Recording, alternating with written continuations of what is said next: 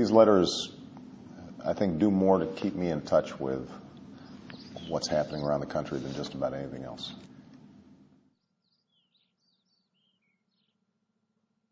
Some of them are funny, some of them are angry.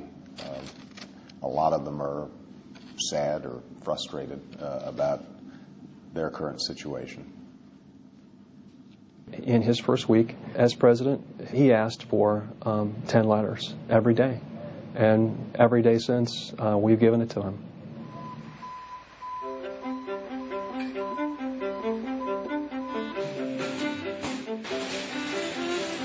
We get 65,000 paper letters every week. We get something like 100,000 emails, 1,000 faxes, 2,500 to 3,500 calls per day. And our job is to take all that information in, to do the best analysis we can about what we're hearing from the public and respond individually to all those folks so they know that the president is listening.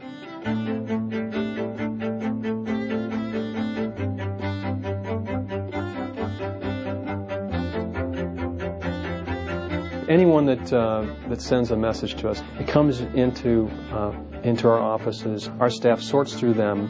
They identify those that meet our 3 tests. Are they something that's representative of the mail that's coming in? Is it representative of something in the news? And is it something that's a compelling message?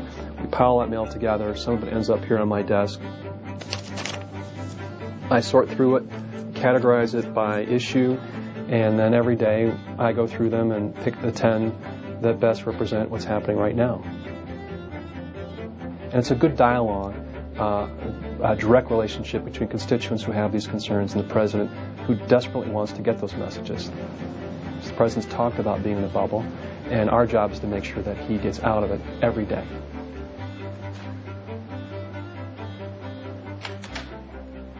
Hey, Joni. Hey, Mike. How you doing? Great. How are you doing? Good. How's everybody doing? Thank you. Everyone's doing well.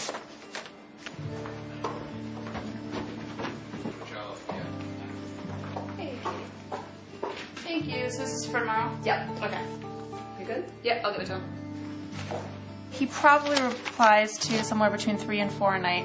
So over the course of the week, you're writing 15 to 20 letters. So he writes a lot, and he handwrites every single one of them. Some are longer, some are shorter, and the issues totally vary. So these are the ones that can I reply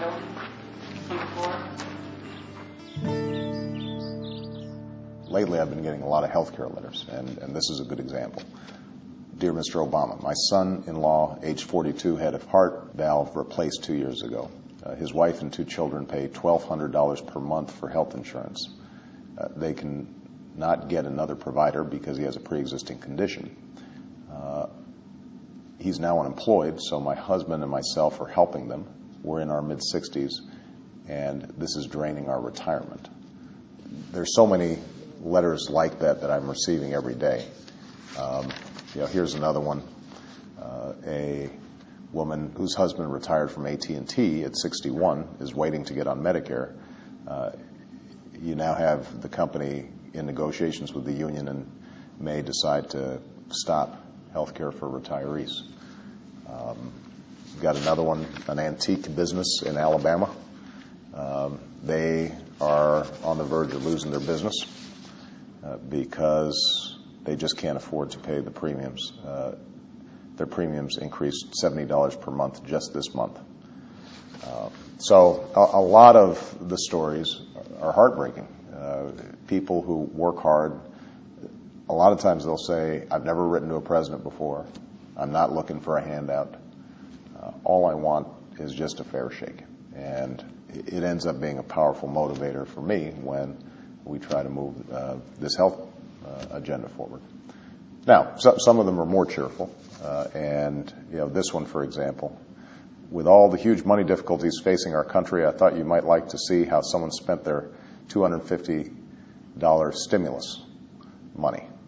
Thank you for all the pleasures from tending my raised bed and from the vegetables I hope to enjoy. So she set up a vegetable garden, and she sent me a picture. There's a beautiful letter that I got just a couple of days ago. I'm going to be responding from a woman who had found a letter, and she forwarded it to me. A letter from her father when he was fighting in World War II. She had just been born, and he had just gotten news of her birth.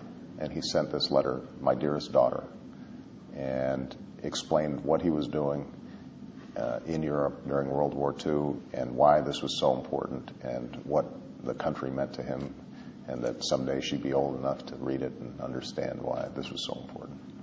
You know, you get letters like that, and it gives you a sense of what's best about America, and inspires you and makes you want to work that much harder to make sure that spirit is reflected in our government.